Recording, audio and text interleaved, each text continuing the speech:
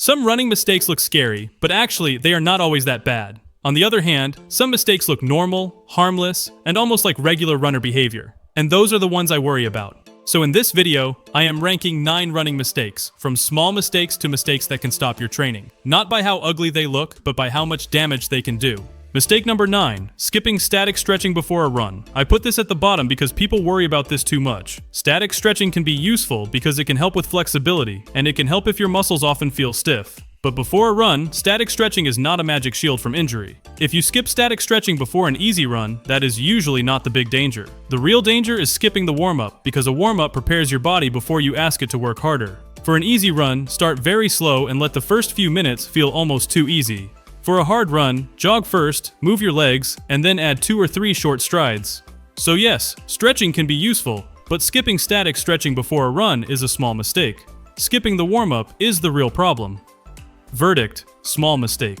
Mistake number 8, panicking about heel strike. This one looks scary because it is easy to see. You watch your running video in slow motion, your heel touches the ground first, someone online says, "That is wrong." And now you think your running form is broken. But heel strike is not automatically bad. Many runners land on their heel and run just fine. The bigger problem is forcing a sudden change, because if you suddenly try to land on your toes, the stress does not disappear. It may just move to your calves, ankles, or feet.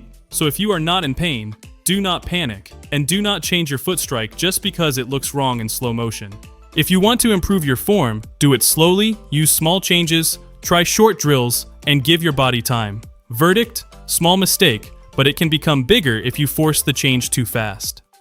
Mistake number 7, chasing the watch. This mistake feels smart because the watch gives you numbers, and numbers feel official. You plan an easy run, but your watch says your pace is too slow, so you speed up. Then the road goes uphill, the watch still says too slow, so you push again, and now your easy run is not easy anymore. It is a secret workout. Pace can be useful, but pace is not the boss, because your body also feels heat, hills, wind, bad sleep, and yesterday's workout. On some days, your easy pace will be slower, and that does not mean you are failing, it simply means your body is working harder today. For easy runs, use effort first. You should be able to speak in short sentences, and if you cannot talk, slow down. I put this in slows progress, because one fast easy run is not the end of the world, but if you do it again and again, your recovery gets worse, and your real hard workouts suffer. Verdict: slows progress. Mistake number 6, making every run medium hard. This mistake is very common because it feels productive. You are not sprinting, but you are also not running easy, so you are always somewhere in the middle. Every run feels kind of hard. You sweat, you breathe hard, you finish tired, and because you are tired, you think,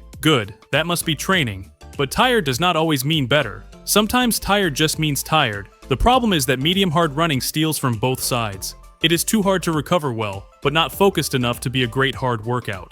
So your easy days are not easy, and your hard days are not strong. Before each run, ask one question: what is today for? If today is easy, protect easy. If today is hard, warm up and do the work. But do not live in the tired middle forever. Verdict: slows progress. Mistake number 5, skipping strength training. This mistake does not feel dangerous at first, because you skip strength training once and nothing happens. You skip it again, still nothing happens, so you think, maybe I do not need it. And yes, running is the main thing. You do not need to become a bodybuilder, and you do not need a scary gym plan. But running is not only about lungs, it is also about your body handling impact. Every step is a small landing. Repeat it again and again, and your hips, calves, feet, and core help control that landing. Strength training does not make you injury-proof, because nothing does, but it can help your body handle running better. Keep it simple: squats, calf raises, step-ups, lunges, and a little core work. 2 short sessions a week can already help many runners. I put this in injury risk because skipping strength once is fine, but ignoring it for months can leave your body less prepared for the load of running. Verdict: injury risk. Mistake number 4, copying another runner's plan. This mistake is tempting because other runners make their plan look clean. Monday easy, Tuesday intervals, Wednesday gym, Thursday tempo, Friday easy, Saturday long run, and Sunday somehow still alive. So you copy it and it feels logical, because if it works for them, maybe it will work for you. But here's the problem: you are not that runner. They may have years of training while you may have 3 weeks. They may sleep 8 hours, while you may sleep like a phone at 2% battery. They may already run high mileage, while you may still be building the habit. A good plan starts from your current body, not your dream body. If you currently run 3 times a week, do not suddenly run 6. If your long run is 5 kilometers, do not jump to 15. Build slowly, leave room for life. and leave room for rest. I put this above skipping strength because the damage can happen faster. A copied plan can add too much volume, too much intensity, and too little recovery all at once. Verdict: injury risk. Mistake number 3, paying back missed kilometers. This mistake feels responsible, and that is why it is dangerous.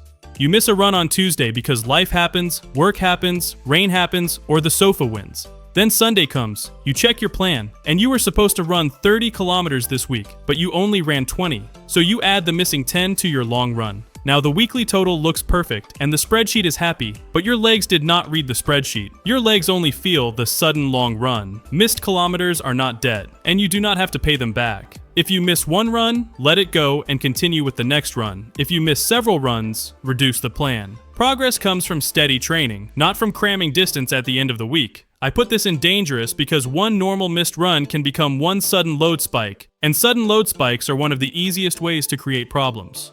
Verdict: dangerous. Mistake number 2, eating too little while training. This mistake is tricky because it can look like discipline. Some runners want to get lighter, so they run more but eat less.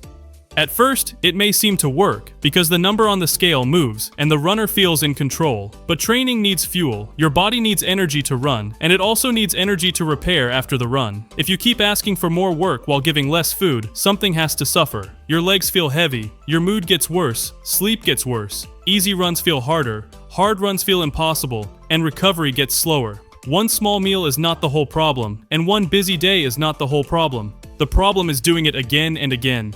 Training is not only the workout, because training is the workout plus recovery, and food is part of recovery. So do not treat food like the enemy. Eat enough to support the training you are doing, especially after hard runs and during bigger training weeks. I put this very high because underfueling can affect everything: energy, recovery, mood, sleep, performance, and your ability to keep training.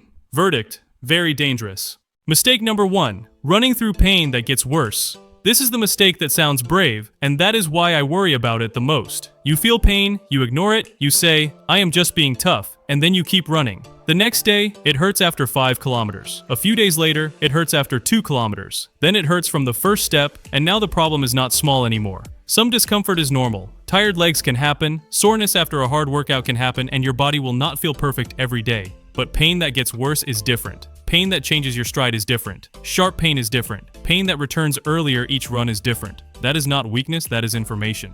And if you ignore the information, the message usually gets louder. When pain is getting worse, stop making it prove itself.